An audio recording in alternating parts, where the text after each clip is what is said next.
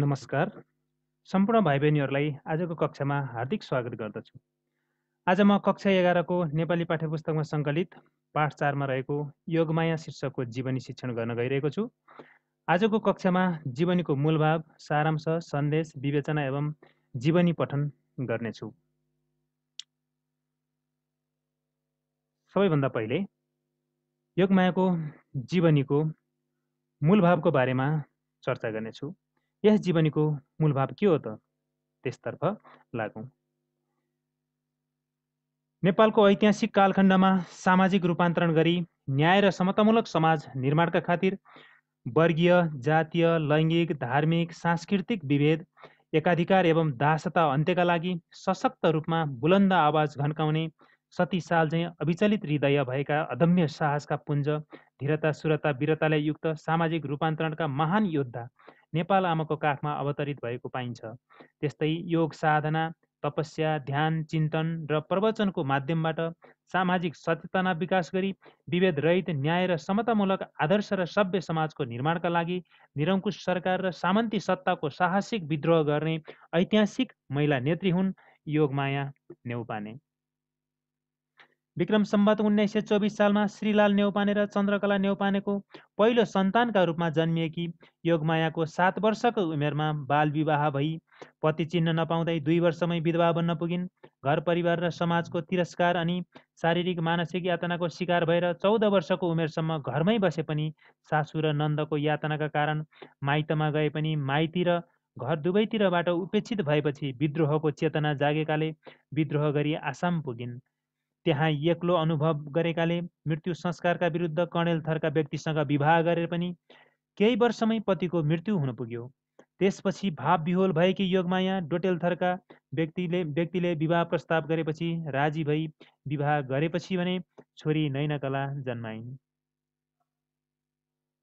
योगमाया सामाजिक धार्मिक कार्य, आर्य समाजीहरूको सुधार चेतना र साधु सन्तको सङ्गतले जीवन र समाजलाई हेर्ने नयाँ चेतना जागृत हुँदै गयो। बाल्यकालीन जीवन भोगाई अनि आफू बाँचेको समाजको विसङ्गतिका कारण आर्थिक र सामाजिक सञ्जालको मोहबाट मुक्त हुँदै वैराग्य चेतनाको बीजारोपण भयो। वैराग्य चेतनालाई सार्थकता दिन तपस्या गर्ने योजना बनाई आफ्नै जन्मथलोमा छोरी र भाइका साथ विक्रम सम्वत 1973 मा भोजपुर मजुवाबेसी पुगिन्। घर समाजमा हुने पूजा पुराण र चौतारीमा सामूहिक सहभागिता जनाउँदै आसाममा सिकेको ज्ञान र अनुभवलाई प्रयोग गरिन्। पण्डितसँग शास्त्रार्थ गर्नुका साथै समाजका पुरुषसँग बहस गर्न थालिन्। प्युठानको स्वर्गद्वारीका महाप्रभु अभयानन्द द्वितीयसँग पुगी दीक्षा लिई सन्यासी बनी मजुवाबेसीमै कुटी बनाएर एक्लै बसिन्। ज्ञान र बुद्धिका माध्यमबाट साधक बनेकी सामाजिक अगुवा महिला भएकाले उनको योग साधना पनि त्यतैतर्फ लक्षित भयो। उनको धारा प्रवाह प्रवचनले उनीप्रति भक्तजनहरूको श्रद्धा बढी घुइँचो लागेपछि उफ्रौली टारमा फराकिलो ठाउँमा कुटी बनाएर सरिन्। तर विक्रम सम्वत 1988 मा अरुण नदीको बाढीले कुटी बगाएपछि इर्खुवापारीको गौडेनीमा सरिन्। योग साधना र तपस्याबाट प्रभावित भक्तजनहरू उनी जहाँ बसाइ सरे पनि पुग्दथे। उनले तपस्यामा निराहार, जलाहार, अल्पाहार विधिको प्रयोग गर्थिन्। मौसम र वातावरणमा आफूलाई समायोजन गरी दृढ बनाउन कैयौँ दिन अरुण नदीमा आधा शरीर डुबाएर त कहिले गर्मी याममा पञ्चाग्नि तापेर बस्थिन्। परिणामस्वरूप उनले विक्रम सम्वत 1992 मा अनुयायीहरूसहित खाम्पालुङ हिमाल पारी तपस्या गर्नुका साथै विक्रम सम्वत 1997 मा भोजपुरकै उच्च पहाडी क्षेत्रको थुम्कामा बसी 23 दिनसम्म तपस्या गरिन्। यी सबै तपस्याको उद्देश्य जीवनका सबै प्रकारका लोभ मोहबाट मुक्त भई समाज सुधारको चाहनालाई मूर्त रूप दिनु थियो। योगमायामा सामाजिक चेतना सलबलाएकै कारण सन्यासी जीवन सुरु गरेपछि समाजमा व्याप्त विकृति विसङ्गतिको विरोध गर्न थालिन्। जातीय विभेद एवं वर्णाश्रमको खुलेर विरोध गरिन्। उनले धार्मिक सांस्कृतिक कार्यहरूमा कथित दलित एवं गैर दलित सबैलाई बिना भेदभाव संलग्न हुने वातावरण बनाएकाले कथित सामन्तीहरू भने उनको आलोचना गर्थे। उनी लैङ्गिक विभेदको कट्टर विरोधी भएकाले बाल विवाह, सती प्रथा र दास प्रथाको घोर विरोधी थिइन्, तर स्वैच्छिक विधवा विवाहको समर्थन गर्थिन्। चन्द्र शमशेरको विक्रम सम्वत 1982 मा दास प्रथाको अन्त्य भएको घोषणालाई खुलेर प्रशंसा गरे पनि हुने खानेले हुँदा खानेको ढाड सेक्ने तत्कालीन विभेदकारी गलत न्यायिक परिपाटीको घोर निन्दा एवं खुलेर विरोध गर्थिन्।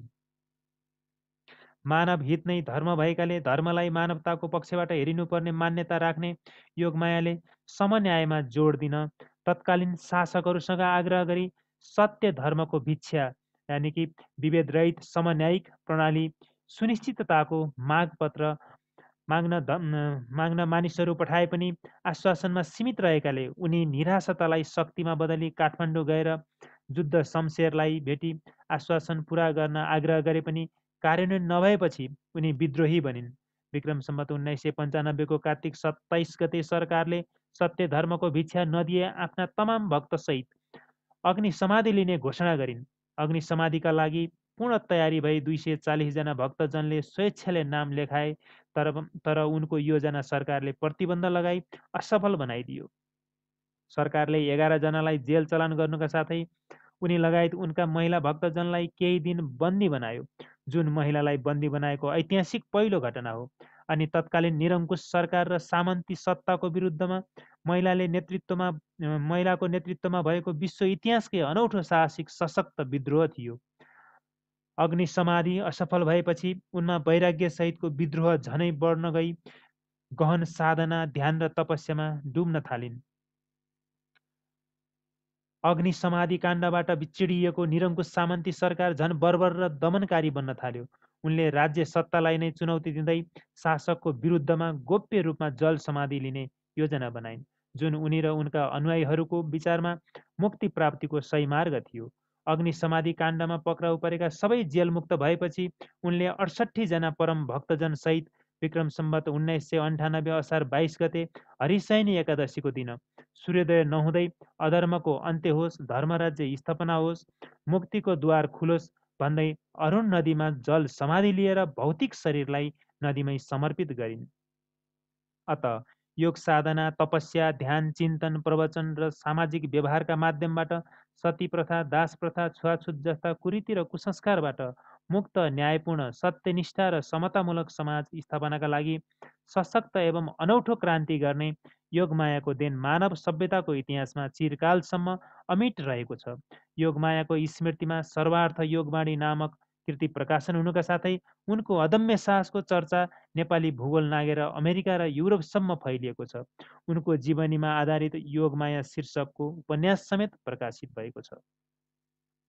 उनको प्रेरणादायी जीवनीबाट आफ्नो व्यक्तिगत स्वार्थभन्दा माथि उठी राष्ट्रिय स्वार्थलाई सर्वोपरि ठान्दै विभेद रहित, शोषण मुक्त, भ्रष्टाचार रहित, न्याय, समतामूलक, आदर्श र सभ्य समाज निर्माणका लागि आफूलाई समर्पित गर्नुपर्छ भन्ने राष्ट्रवादी एवं मानवतावादी शिक्षा अथवा सन्देश यस जीवनीबाट पाइन्छ।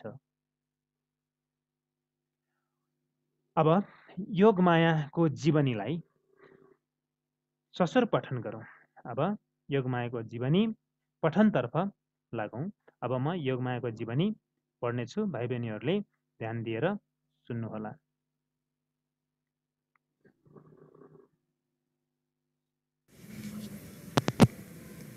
पाठ 4 योगमायाको जीवनी। जीवन र मृत्यु मानिसका स्वाभाविक प्रक्रिया हुन्। मान्छेको जीवनको सार्थकता उसको गतिशीलता र रूपान्तरणबाट सिद्ध हुन्छ। योगमाया यस्तै गतिशील महिला हुन्। भोजपुर जिल्लाको नेपाली डाँडाको सिम्ले भन्ने सानो गाउँमा जन्मेर देश विदेशको यात्रा तय गर्दै विद्यमान कुरीति, महिला विभेद र जातीय कुरीतिका विरुद्ध बोल्ने प्रखर महिलाका रूपमा चिनिन्छन्। विद्यालयीय शिक्षाको अवसर नपाएर पनि सो अनुभव र सो सिकाइका माध्यमबाट अध्यात्म, मानवता र सामाजिक सांस्कृतिक परिवर्तनको पक्षमा आवाज उठाउने योगमायालाई नेपाली समाजमा प्रेरणादायी महिलाका रूपमा लिने गरिन्छ।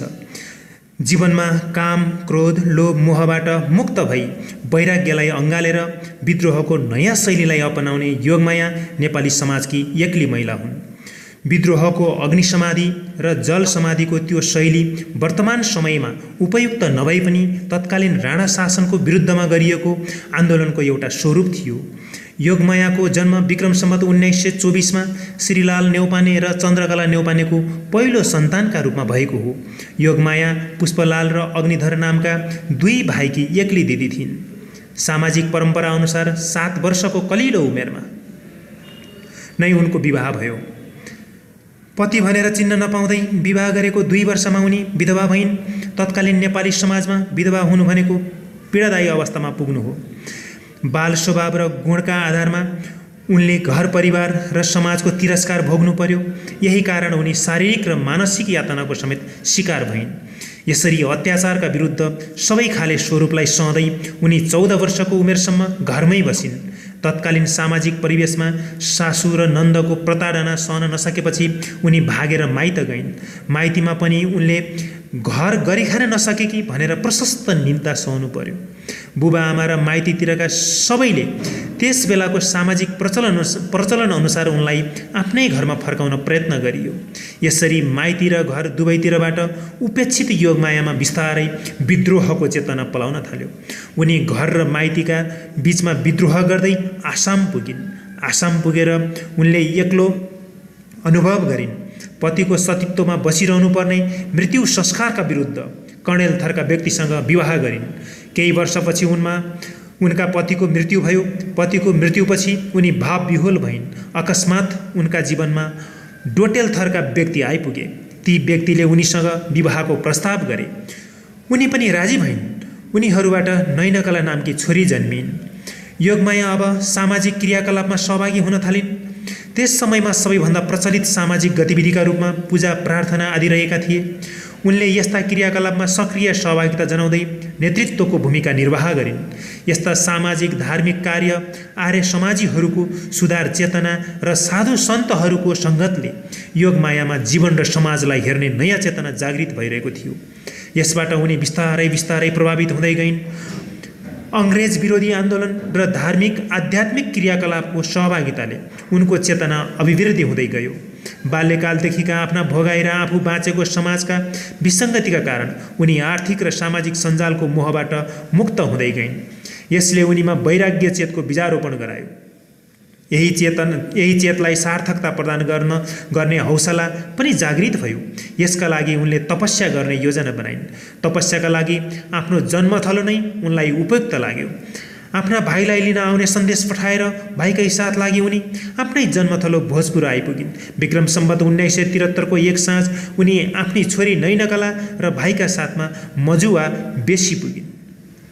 मजुवा बेसीमा योगमायाको आगमन त्यहाँका मान्छेका लागि उत्सुकताको विषय बन्यो। त्यही उत्सुकतालाई समेट्दै योगमायाले गाउँलेहरूलाई साथी बनाउन थालिन्।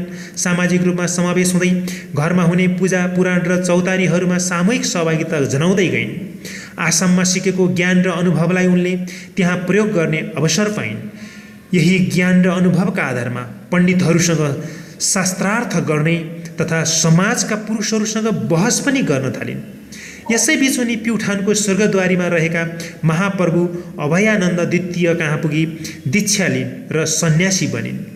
सन्यासी बनेपछि घरायसी वातावरण त्याग गर्नुपर्ने भएकाले उनी मजुवा बेसीमै कुटी बनाएर एक्लै बस्न थालिन्।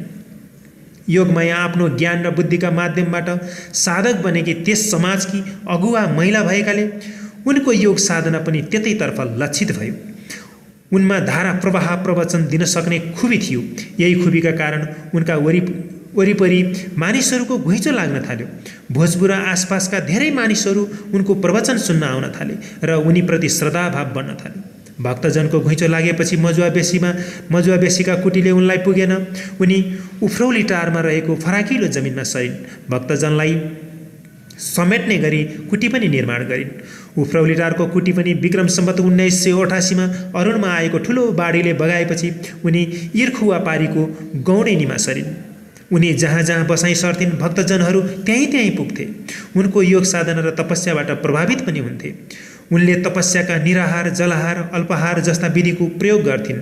शरीरलाई मौसम र वातावरण अनुसार समायोजन गर्न कहिले कैयौँ दिन अरुण नदीमा आधा शरीर डुबाएर बस्थिन्। कहिले गर्मी याममा पञ्चाग्नि ताप्थिन्। यस्ता कठोर तपस्याले उनलाई दृढ बनाउँथ्यो।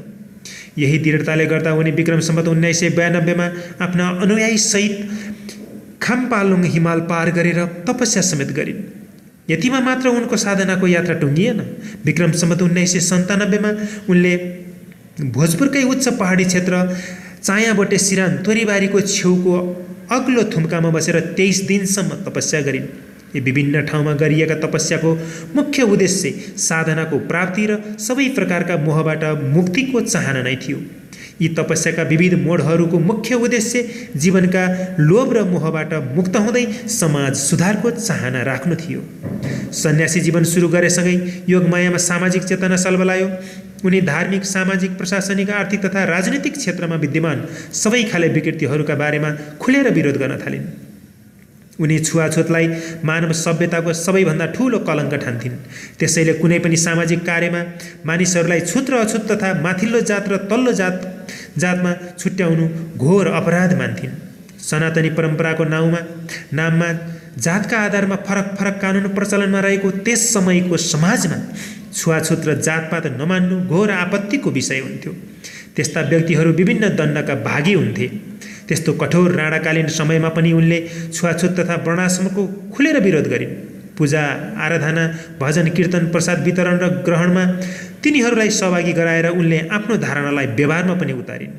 उनका थुप्रै भक्तहरू कथित दलित पनि थिए र उनीहरू सबैजना बिना भेदभाव सबै गतिविधिमा संलग्न हुन सक्थे।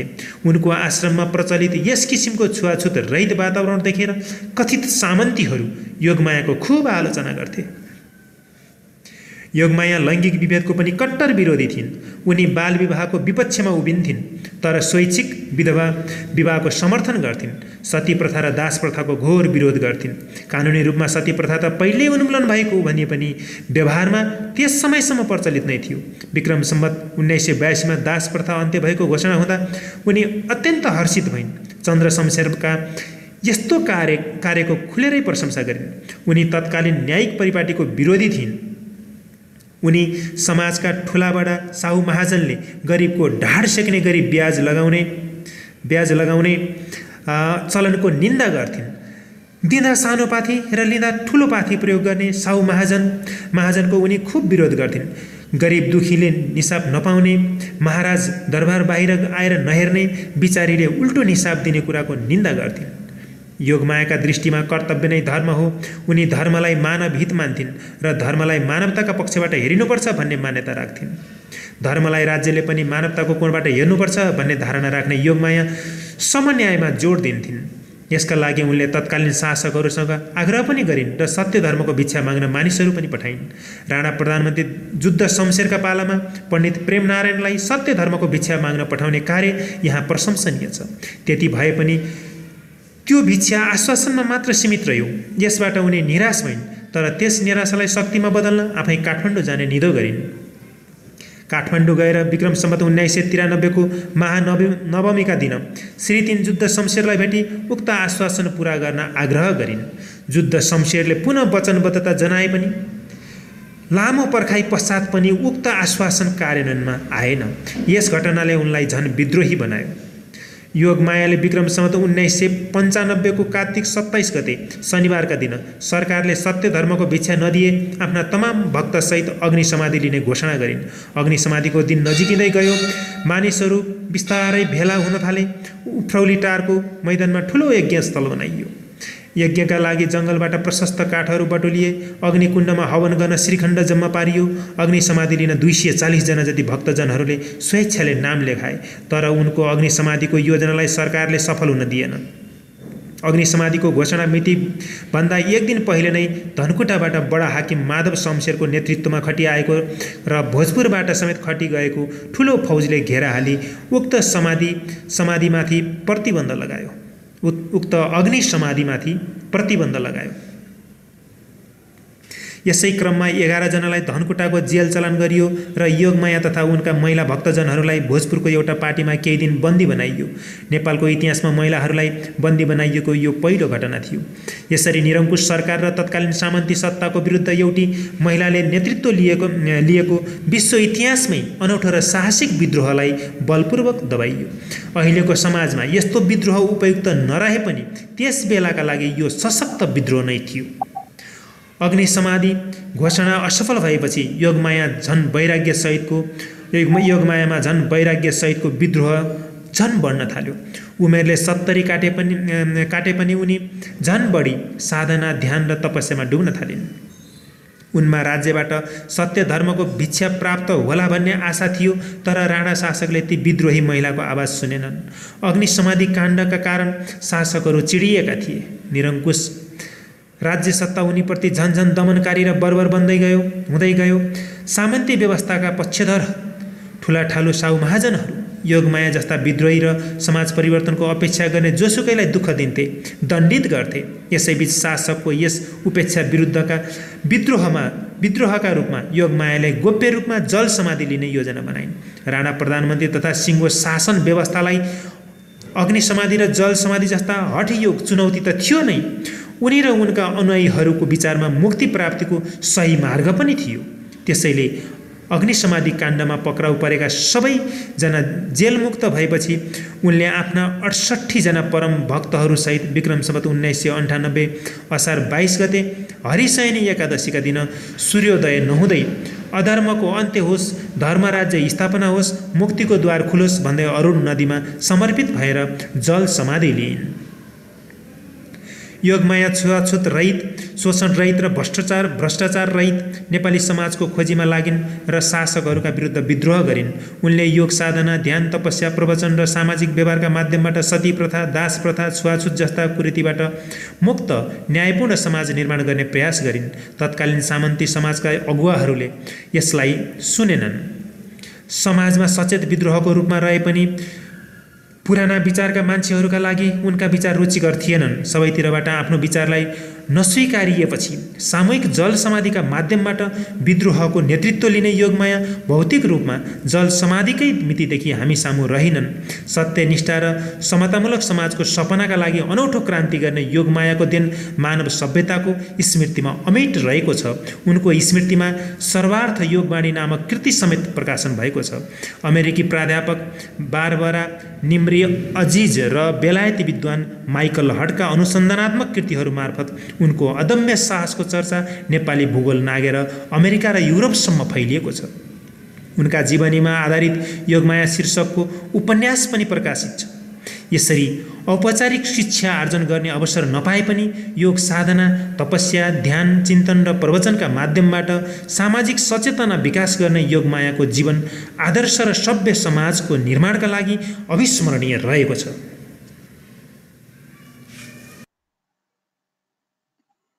धन्यवाद भाइ बहिनीहरू, तपाईहरुलाई यो भिडियो के कस्तो लाग्यो? अवश्य पनि यस भिडियोले तपाईहरुको पढाइमा थप सहयोग पुग्नेछ भन्ने मैले अपेक्षा गरेको छु।